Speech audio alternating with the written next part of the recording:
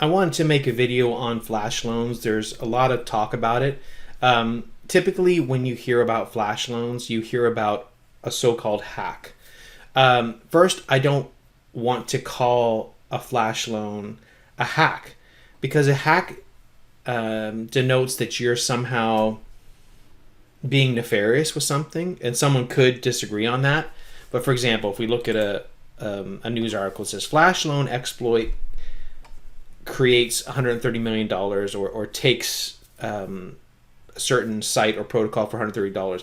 I think exploit is a better way to think about it, because what you're doing with a flash loan, first of all, is a flash loan allows you to get seemingly crazy amounts of money. It could be millions of dollars. But the thing is that you have to pay that money back instantly, which sounds a little weird. But that's what's crazy about it, is that you can use a flash loan to find a way to, for example, arbitrage. That's the first thing people look at, is they say, okay, if I see money on one site, or excuse me, a coin on one site that's at a lower price, could I buy it there and then buy more at a higher price at another site and make the difference? That's how people typically think about it. However, that's great, and those opportunities exist. However, if you go into groups, if you go into different places that talk about flash loans, ask people.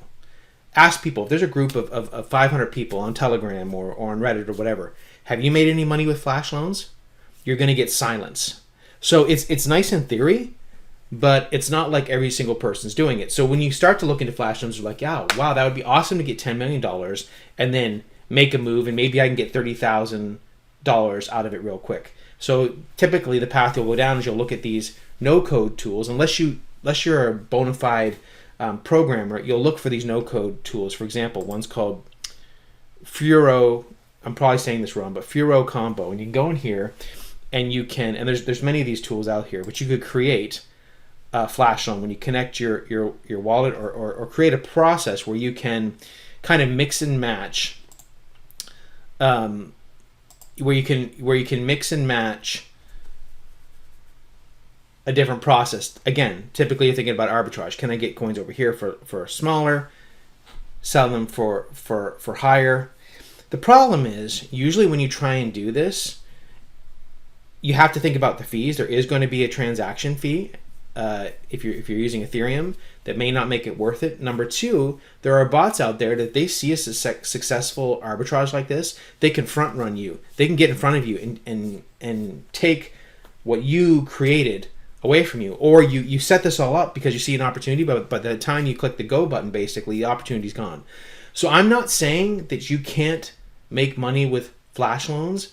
What I am saying is it's not as easy as everyone makes it out. Yes, there are instances where people are making $30 million, and I'm not saying that doesn't happen. It does. But you have to go deep into it. It's not like you can go in here and 2 seconds later you're making 30 grand because you clicked a few buttons. So yes, there's some people making tons of money, but you really have to get in deep. You really have to know a lot. When you see some of these hacks, it's incredible what they do. It's like they went into this DAO, and then they got these tokens, and then they went over here and they did all this kind of complex, crazy stuff. Are you willing to think about that? I don't know. It depends on the person. So I'm not saying that flash loans don't exist. I'm not saying that money can't be made. But for the average person, flash loan is not the way to go. And I wanted to mention that because there's a lot of hype about flash loans, get $10 million. That's so amazing. But in the reality is, people aren't, the majority of people are not making money with flash loans.